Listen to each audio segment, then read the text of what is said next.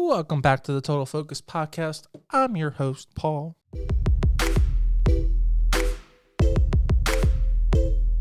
Our special guest this week is Stormy Keffeler.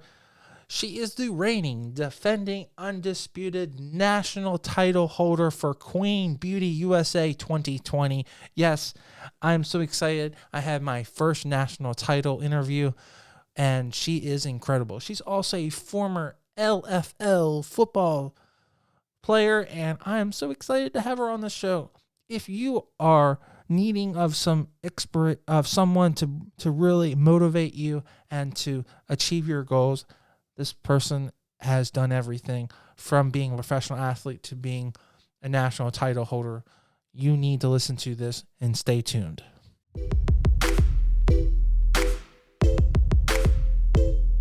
And Stormy, welcome to the show. Yeah, thank you so much for having me, Paul. Well, I really appreciate you coming on the show, and it's always amazing to have a former LFL, USA, and national title holder in the house. So if I had the little clap sounds, it'd be like, So thank you so much for taking the time to be on my little show, on its way to being a big show, and so exciting to have such a big celebrity in the house. So kudos to you for all no, seriously, kudos for all your achievements and your short life, and so many things to come. So we have to get you, we have to find that guy, and then you have to get married, and then we have to get you on the pageant. We have to get you on the married pageant scene. So the guy's already there. The guy's already there.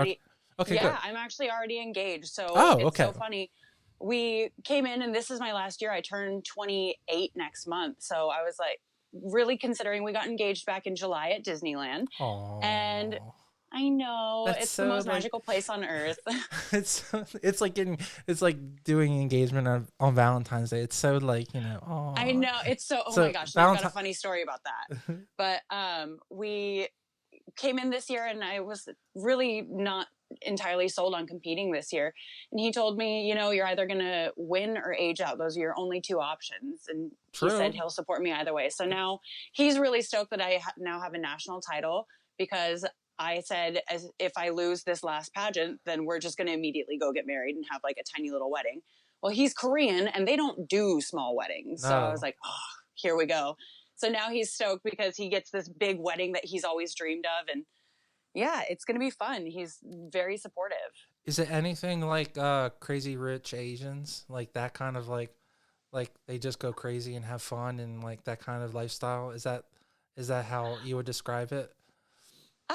I've actually never seen the movie, so it's hard for me to say, but he's like we're both like huge food snobs, so we're looking at things and we're like, oh gosh, this is going to add up real fast. Yeah, of course.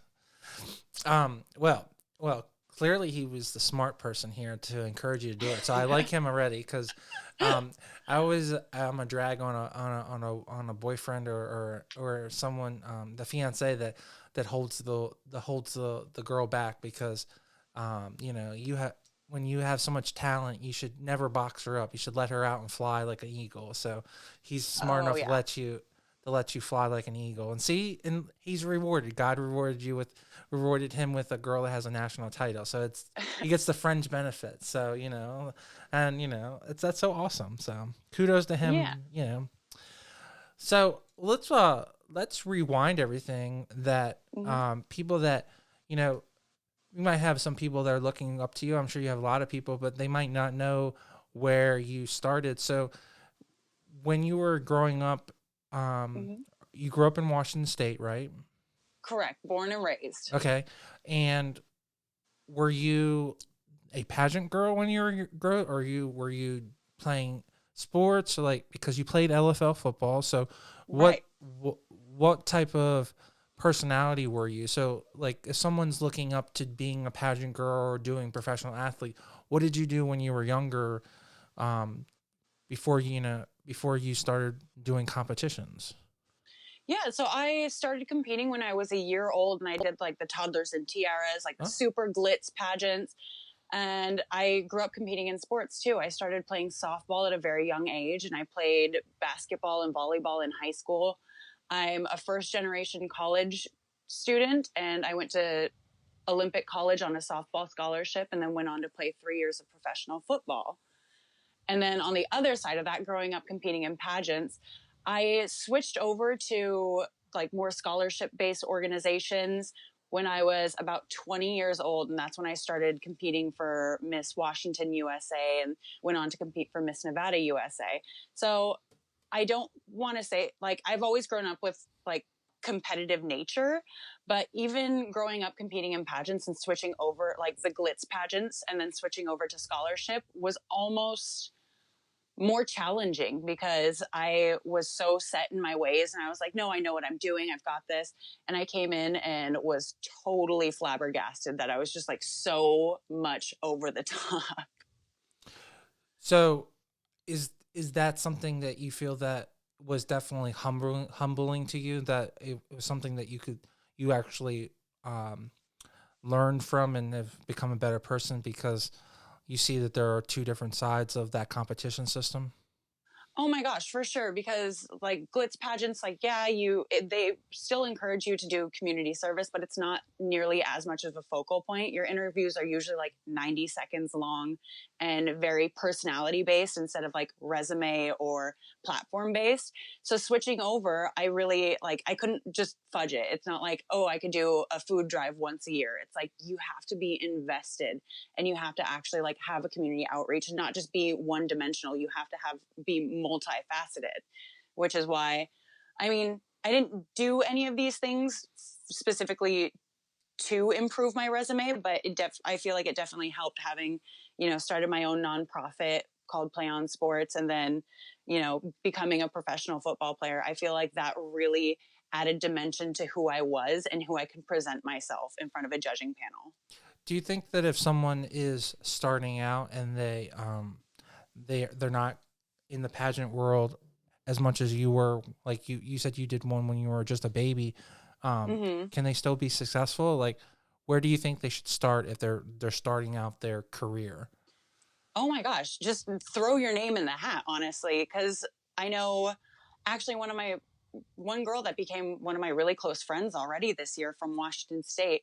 She competed, it was her last year of eligibility, and she competed in her first pageant as Miss Washington USA. And even from there, she came in with the goal of, I want to be more outgoing. And she did exactly that. So she started networking and like coming to me, and I was able to like help network her into, because I've been doing the USA system for a long time. So I was able to hook her up with, photographers, hair and makeup artists, coaches, these like ideas for her to help start her community outreach that like was branded specifically for her. So I think just getting your name out there and really putting yourself out there and saying, hey, these are the goals that I want to achieve. Pageantry is such an amazing outlet because it's really, when you get into the right organization, it's empowered women empowering women. And I think that's what's so important. Well, how does the sports thing play in fact? Is that something that you encourage people to have, that counter side? Like if someone who's in the band and then they also like to be glamorous, is this something that's really good to balance the psyche or the mind? Or do you think that you could be just all in on one and be a well-rounded person? Like how does that work for you? I mean, for everybody, it's so different, but I'm really thankful that I had that kind of counterbalance because on one hand, I had pageantry that was like, oh, all about confidence and you're so amazing and all this stuff. And then I had sports, which I am not a natural athlete. I actually have to like work to be good at anything.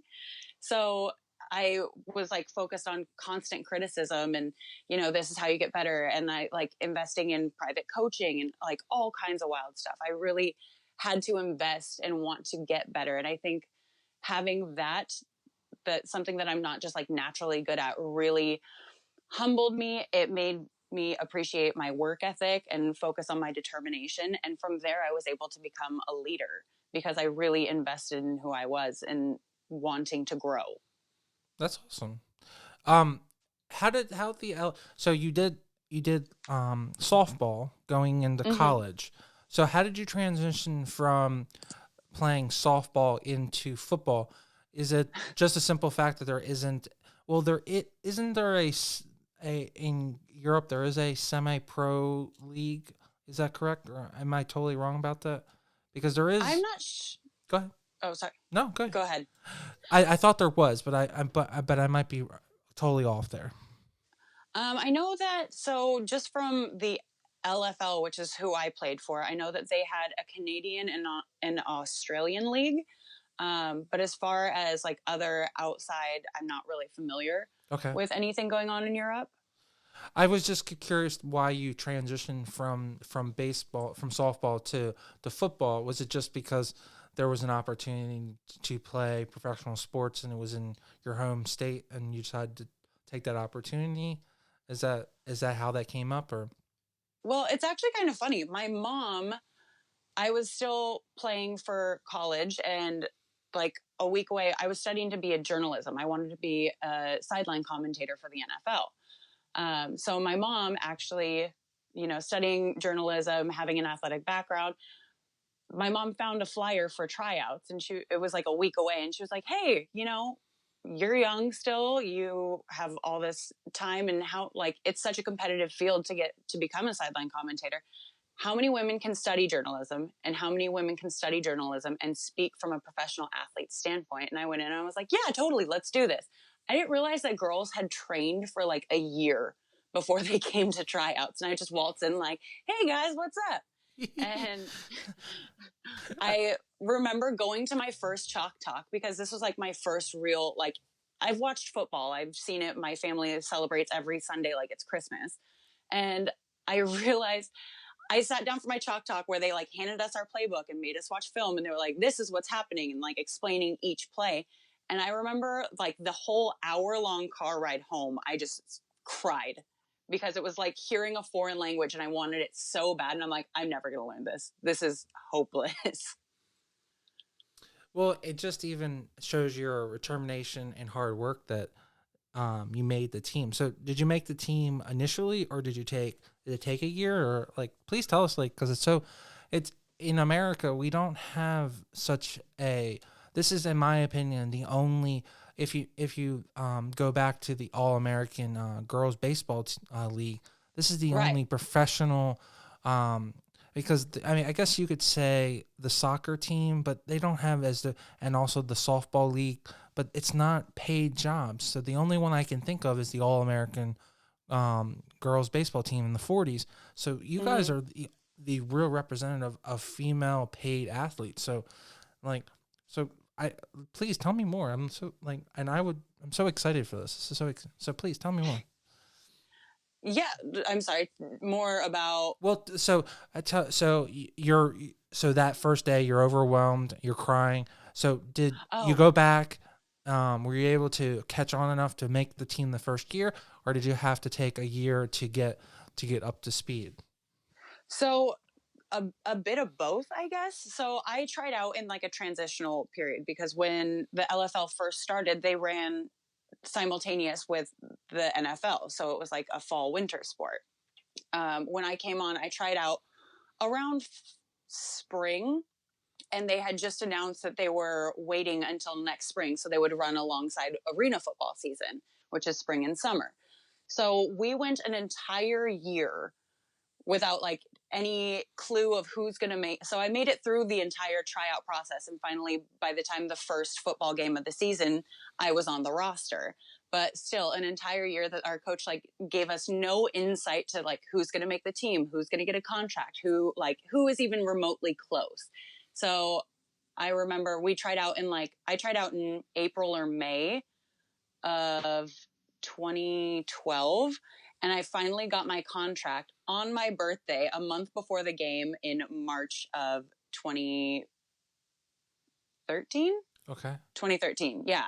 So it was like this whole long process, and it got really frustrating at times, and trying to figure out because I fit into several different positions, so really figuring out where I belonged on the field was probably the toughest part because I went through like several phases of like, okay, you're going to play on defense. Now you're going to play on offense. You're going to play this position now. And just going through and trying to figure out what I needed and how I can improve the team was the most difficult because, you know, when you know exactly who your competition is, like, okay, she's also going out to be a tight end. This is who I'm competing against. This is her weakness and these are my strengths. Like it was just that difficult to figuring out what I needed to work on specifically. Now, what position did they eventually end you with? Yeah, I ended up playing 3 seasons as center and strong side linebacker. Okay, so that's cool. You're basically in the middle of the mix. I mean, Yeah. that's a pretty to be in as a position as center and to be on the offense primarily. That's pretty. I would say that's a pretty big honor. Oh my gosh. I couldn't imagine playing anything else. And, you know, it's funny looking back at it now because when I played softball, I was a catcher. Okay, so So still kind of that. you're ready the ring or the general of so you're in the same position as the okay. Yeah, I didn't realize like how much it transferred over. Like, yep, okay, this is just like a personality profile, I guess. Absolutely. Well, I mean, they say most people that are catchers could be great coaches because they're in the center of they're running the field anyway. So, Yeah. do you feel that way? That you could be a great baseball or softball coach after that experience? I don't know about baseball or softball anymore just because the game has like so many nuances. I was lucky enough that my college coach trusted me enough to call all my games and, you Cool. know, run the plays. So I definitely feel like maybe not coaching sports necessarily, but I definitely feel like that position made me a strong leader just with whatever I do. Whenever I'm in a group setting, I always, and it's funny because nobody really looks at the catcher and says like, you are the leader. They always look at the pitcher and say like, all right, they're the ones running the show, and it's secretly the brains behind the operation. Hey, it's not necessarily the most good looking one or the one that gets all the praise. It gets that's actually Right. running the show, you know.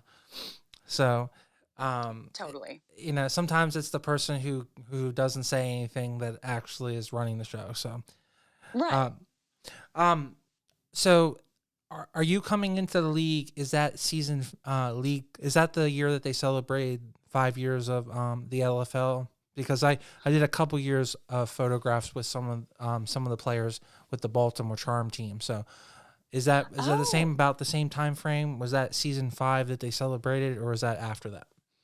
I want to say it was the year after season 5, but I'm probably wrong. So are you then, because I know that Seattle went on to be a real powerhouse. Were you the years that they went to the championship game and won the championship game, or was that right after that you left? That was the year after I left. Oh, that's And such a shame. I know, but I was really excited. So I got to be a part of their first time making playoffs, and we went in as Okay, so first you did seed. get We were, okay, cool. You got playoffs at least. Okay, cool. yeah. So I got that, but unfortunately, we went into playoffs and just didn't have a good game. I'm thankful at least that the team that beat us in playoffs went on to win the national championship because then you So know it makes it hurt a lot less. so that must have been LA's last national. That must have been LA's last championship then, right? Because LA had won on and I think won 5, and you guys had won 3, right? And then Chicago went on and won like 3 in a row, I think. Yep, Oh, yeah, yep. yeah, yeah. And now Seattle's on top. I know. So, I you know, it's crazy. It's like all of the championships were westward leading. So, um, Yeah. so Um, I think it's a great league. I pray that you guys get more opportunities in the league like that will exist in the future. And I always thought it was really cool that you guys were able to have a league like that. It was fun. I wish it was played on turf. It was nice that the LA team for some time played on grass field. So Hmm. did you ever get an opportunity while playing to play on grass turf, or were you always on artificial turf? I was always on artificial turf, and oh my gosh, I just remember like the turf burns and like everybody just dousing their body in like hydrogen peroxide after the games. That was the one thing that I just thought was always odd. I understand that from a marketing standpoint that the game had to Hmm. be super sexy, but it would still be sexy if you had Lululemon really cute like leggings on that Right. did as much like cute but sexy kind of stuff that like super little, and then you wouldn't have, as bad of a a rug Just burn. road rash I everywhere. know. Well, and I know that that's what they developed to now. Now they have like a multi rotational uniform where they like pants are included. And, you know, I'm just jealous that I never got that. I know. I did see a couple photos. So their last couple years they did have a rotation. So they had like a road outfit. I guess is that what they did? Yeah, exactly. Oh, that's awesome. So in that same transition, so are you in that 3 year period then also juggling um, college plus doing other pageants too? Like how's that all working together? Because is is is LFL training like once or twice a week, or it's like how's that working? So LFL practices were held 2, 3 times a week, depending on where we were at in the season. And they tried to keep it like as reasonable as possible because everybody also had like day jobs and going students. So we had practices on like Tuesday at like 7 o'clock and then Sunday morning at like 7 a.m. like in the off season. So we kept a pretty tight schedule, and depending on like where you were at with promos and stuff, but week of game it was like just take the time off, just focus on this, and everything else will work out. But yeah, it was I am definitely one of those people that the more I have on my plate, the better I handle things. I'm not one that's big for downtime. Whenever I have downtime, I'm always like, what responsibility am I missing out on? Well, I don't blame you because sometimes when you have too much time, then you get lazy. So when you don't have any time, then you don't have to worry about what could I do better. So maybe it is better Right. to be super busy. So Totally. is that an advice that you would give to other people to try to overflow your plate, or do you think that um it takes preparing and time to have that much busyness on your schedule? I definitely think it's suited best for a very specific personality type. I mean, if you get overwhelmed easily, then by all means, lighten your load. It's all about how you feel and where you're at mentally, emotionally, and like in your life that determines like how much you need to take on. Because right now I am a bridal stylist. Now I'm being an ambassador for and pursuing ambassadorship with several domestic violence organizations, as well as, holding my national title of Queen Beauty Whoop whoop USA. whoop whoop. Yeah, name just casual self plug. Exactly. But I mean, for me, this is the point in my life where I feel like I can handle it. And this is really where I feel like I'm prepared. Well, I mean, it sounds like you've also been preparing and working up to it because it sounds like you've had a full schedule. So it's just you just didn't have that national title. You had these plateaus, like you were the professional athlete, you were Miss Washington USA. Now Mm-hmm. you have a national title with Miss Beauty. So it's like there are platforms, and you have to get to that platform, to achieve it. Because I'm sure it would still be awesome if you did reverse, but I'm sure it means so much more that like you've worked up the ladder and now you have a national title, um, to to put all that work in, that effort. Oh, for sure. And that was, I mean, being my last year that I was eligible to compete for a lot of these like Miss organizations, I really focused on, okay, I have to be happy with the person that I am before or after the pageant. So I really made sure that in my preparation, whether I won or lost, my schedule wasn't going to change. Like I'm still investing into my community. I'm still taking care of my body and like mindful of my health, and still doing everything that I would have expected. Like if I walked up to meet Queen Beauty USA and shook her hand, I would want her to be like me. And I mean, it just happened to work out that it was.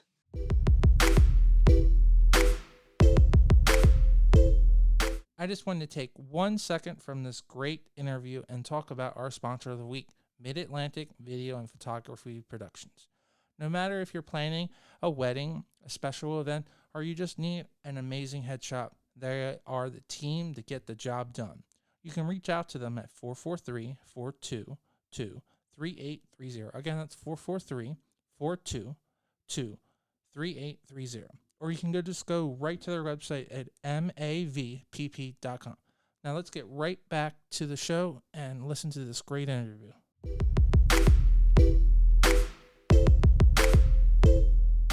So while you're doing the professional athlete role, you're also competing in USA. So how many years did you compete in USA until they finally realized that they had to give you the crown, that you were the best representative? I truly, you, like I told you before the interview, I truly love USA. I think USA is by far the best system, and I'm totally supportive of USA, and I'm definitely supportive of women's sports. So you got those 2 checks marks. So when I saw that you're USA girl, I was so excited to talk to you. So my question to you, I apologize. What took you so long, and how many years did you compete till they gave you a title? Well, I'm not sure like how informed about me that you or your listeners are, but I have kind of like I guess you could say tumultuous relationship with USA. Like no hard feelings or anything, but sure. So I went through Washington, USA, and I competed for 3 years when I won. So the first year I made top 15, second year I did not make semifinals, and then third year I came back to win. I held the Miss Washington USA title for 3 months, and then due to like a whole just barrage of life happening, I ended up resigning. I took about a year off, and then I came back and competed for Miss Washington USA and Miss Nevada USA. And did those. I competed for Washington 3 times and Nevada twice, and came out unsuccessful, and ended up competing for Queen Beauty USA literally like almost on a whim. But I had been talking and researching the organization, and ended up with the biggest blessing. I'm so like, after everything that I went through with USA, and again, no hard feelings, but I'm so thankful to be a part of Queen Beauty USA, because their directors are so brave and wanting to market, because, having resigned as Washington USA, obviously my whole life was very publicized. All of the mistakes that I had made in my past that came up and just came to bite me were really publicized, really criticized, and where a lot of directors, I feel, would kind of try to stifle me, maybe saying like, oh, don't talk about this, or you should phrase this way. These people are so supportive, and they're like, yeah, put your story out there, talk and be raw. This is why people want to hear from you. Well, I feel so like a noob that I'm not in the know, that I'm up, but I also don't feel like I need to be in everyone's business. But hey, here's the one thing I will stress, okay? And take this with a grain of salt. They can never take away that moment, and they can never take away the fact that they did crown you. So you are always, okay, in my definition, you have a photo proving that you were. So even if that is like not as held highly in your family or in your flock of followers as high, it's still, they can't take that away. It's just like I have friends where we don't think as highly with America with all the systems. So I totally understand. I understand you totally much, and I apologize that I don't know your backstory as much, but I'm so thankful that you found a group of people that love you so much and recognize your talents, because I think that's what we most in life are looking for. Is we're looking for a group of people that find us, that love us so much that they want us to be a part. So that's all I think life is all about, is finding that group. 100% agree. Yeah. So, I mean, let's not snub the story. Congratulations on being a national title with Miss Beauty. It's such Now, I don't know that much about the system. I had a colleague that I worked with compete in the system that you just in the competition that you just competed in New York. No But way. Who yeah, was it? she was representing Mississippi, but she was actually out of Baltimore because Oh, because some of the states were at large. So, right. but I was really excited to know more about system because I how long has the system been around? Because I really want people to know more about this system because I thought it was really cool because it's an international system. Now you get to go compete on an international stage too, correct?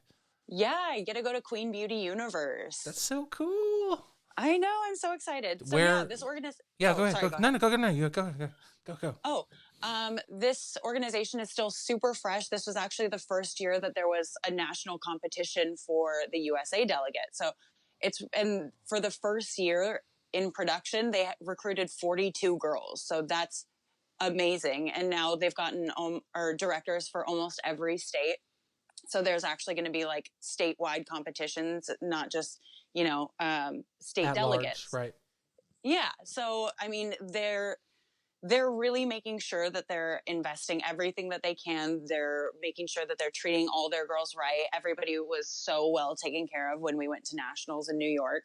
It was amazing. And I'm really so excited to get on the ground floor of this amazing organization that's really focused on actually bringing beauty back to pageants and removing like all the politics and really creating a system with integrity. Well, the sash alone really reminds me of USA. Not to bring up, but it has that kind of really classy, like streamlined, gorgeous, and the big bulky letters with all the crystals. You know, Mm-hmm. I just I I like a glamour. You can tell I like a glamorous girl as well as a system. I'm So here for it. yeah, yeah.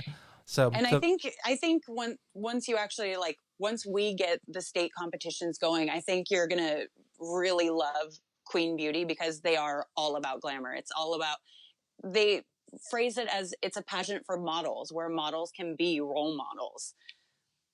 So would you say that they could easily be a good training or the next level for people that either age out or have already won USA that you guys could work together or vice versa then?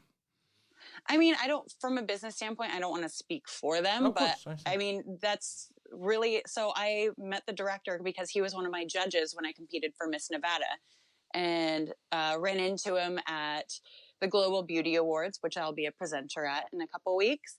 But he really saw the potential in me and, highly encouraged me to go out for this organization where I kind of fought it for a long time. I really wanted to pursue, I mean, a 27-year-old goal to compete for Miss USA and ended up with something better because, as I phrased it, sometimes when one door One. closes, another one opens with a freaking Mercedes behind it.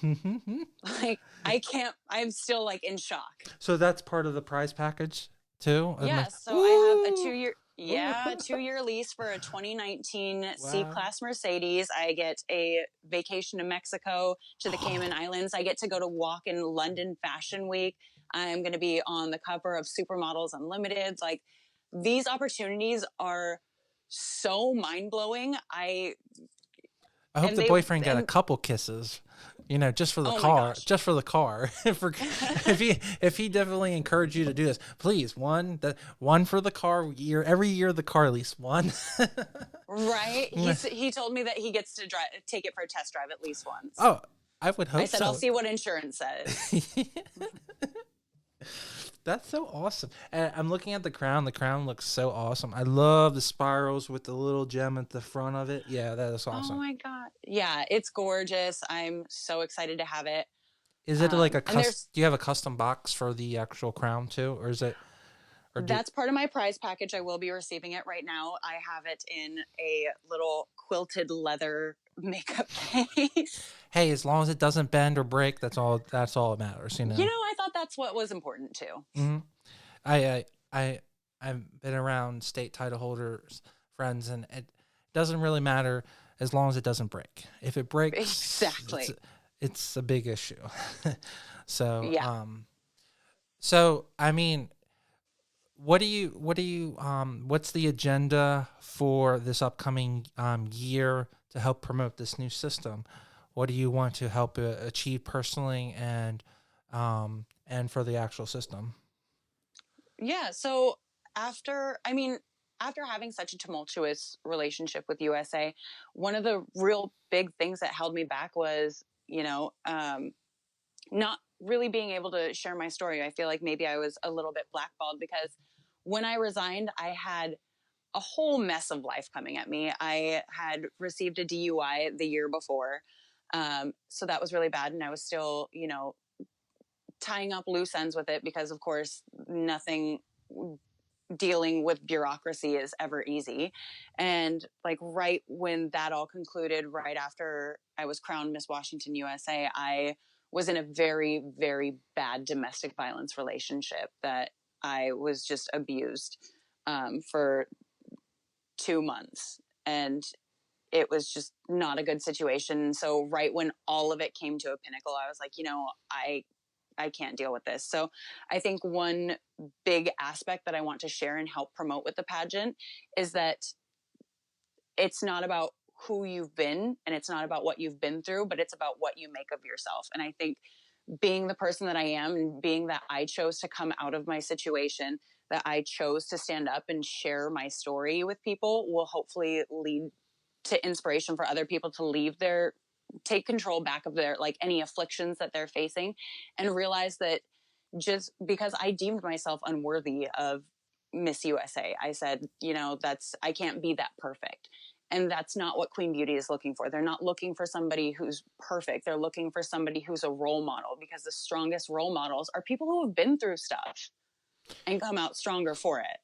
Well, I don't know you that well, Stormy, but I would love for you to be a friend and to build that trust between you. But just talking to you in the short time I've had the opportunity to talk to you by chat and on the phone right here, you sound like a very strong person, and I really have a very strong faith belief that God only gives you what you can handle. So clearly, you've gone through a lot of stuff, but He God must have. thinks I'm way too tough. Yeah, I think God really thinks that you can be very adversative and tactile, and clearly, you know you get these highs, but you have these lows too, but you have these super super highs. So like, he sounds like he knows that you're a rock and that you can handle it. I mean, that's how I'm taking it. Do you feel that way?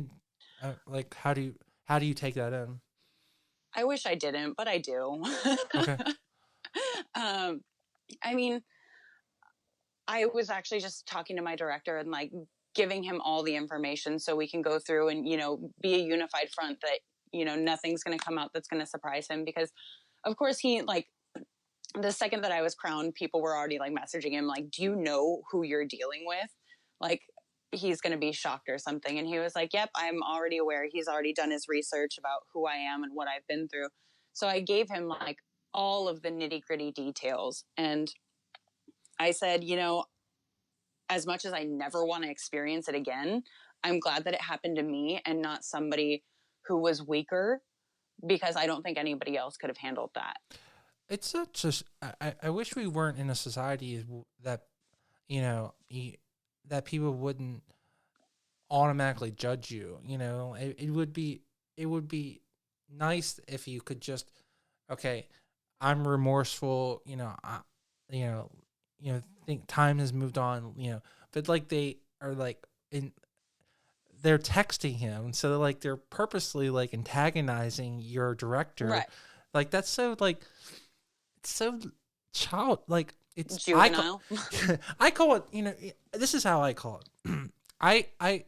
We graduate, you might go to college, but sometimes we don't graduate from high school. So I really consider the people that are juvenile that they're in 13th grade. So they might have gone to college, but they're in 13th grade because they maturely haven't gotten like past, like they can't get over the fact like that someone they don't like is more successful. So they're going to go out of their way. Like, I mean, there are people that I may not get along with, but I'm not going to contact them, someone to make their life worse. Like, Right. That's way too much. Like, like sometimes you just gotta like you won. Like you're doing well. Your life is going better. Like you don't have to like I don't do you understand like does that understand does that trouble Oh, you like how do you form that? Because to me I can't at a 37, you know, as a male I don't know how that dynamic like how, as a female how's that dynamic work for you? Because it's weird to me. right. I mean, I definitely resonate with your standpoint because I feel like we're two rational, mature human I beings, try to but be. not not everybody has that luxury, I guess. And I realized, when I decided to come back my first year after my resignation, I understood that, people, even the ones that claim to be perfect, they're going to come after me and they're going to attack me and they're going to be so loud in my witch hunt. But those really aren't the people that I'm trying to talk to. The people that I'm trying to talk to are the ones that have been bullied and are scared to speak out of their situations. Those are the ones that I'm talking to. And even though I may never hear them or hear their success story, those are the ones that I'm focused on getting my message out to. So everybody can yell over me as much as they want, but the person that's quiet in the back of the room that understands and can feel it now that they're not alone, that's the one that I'm trying to get to. Now you had said that you're part of a nonprofit. Is bullying part of that? Is that what system are you not for profit that you're working with? Because I assume that's part of your platform. Is that correct? So, I mean, I would love to get into bullying, but the nonprofit that my family began is called Play on Sports, which is a nonprofit for young athletes from low income families that Okay. scholarship any players' fees, sporting equipment, apparel, anything necessary in their pursuit of passion. But I also just signed on to be a ambassador for Silence is Not Compliance, Caitlin Cox's Yes. non nonprofit that she started, That's awesome. and I'm working towards becoming a ambassador with the coalition or the Women's Coalition Against Domestic Violence, and I'd love to work with different organizations like Safe Horizons. I've worked with the Shade Tree in the past, but it's mostly focused on domestic violence because, I mean, I'd love to get involved with bullying, but really having that personal experience, I know how important it is to inform other women that they're not alone. Well, I really began speaking out when my assailant's next girlfriend reached out to me and she informed me that she was brave enough to press charges and come forward and speak about it. I realized that I could have saved somebody. And when I looked at her, she was another strong, powerful, smart, successful woman. And I was like, okay, so I wasn't just an idiot. Like this is something that, like, no matter how strong you are, domestic violence doesn't discriminate. Well, yeah, absolutely. And I'm so thankful that you connected with a fellow interviewer. I had the opportunity to interview Caitlin earlier last year, and she's an absolute phenomenal woman. And I'm so thankful that you're on her team now. That's Yeah. so Oh, incredible. Yeah, I interviewed her right after she won Miss DC America, and yeah.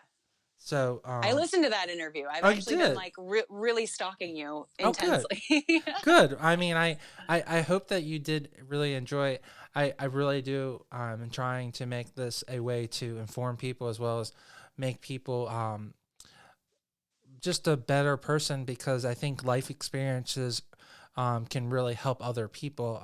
I own a travel agency, and I think that the other thing you can do is I think every single person needs to travel and experience other cultures, and because if we're not sympathetic to other cultures and to other people, then we can't really understand what we need to do to help them, and that's how our country Hmm. comes.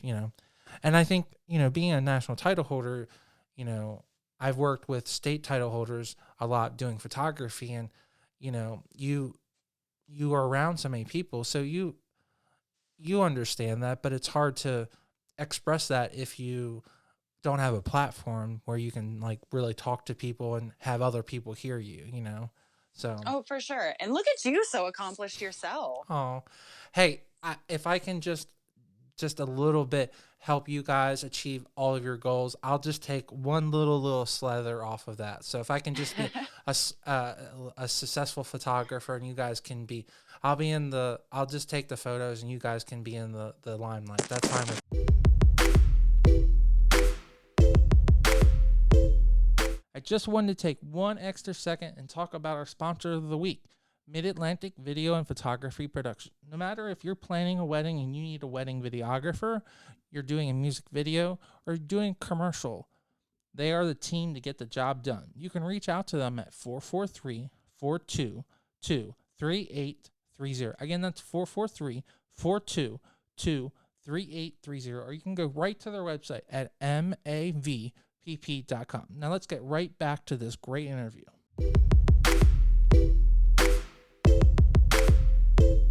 Is there anything that we didn't get to cover? Because I want to make sure that we can start off this year making sure that everyone gets well known of your success and everything that's going on. So, yeah, I think we got most of it covered. So thank you so much for having me on. Thank you for allowing me to talk your ear off. But I'm so excited to have you now as part of my network and one of my friends. Oh, well, thank you so much for considering me a friend. And thank you so much for coming on the show. Of course.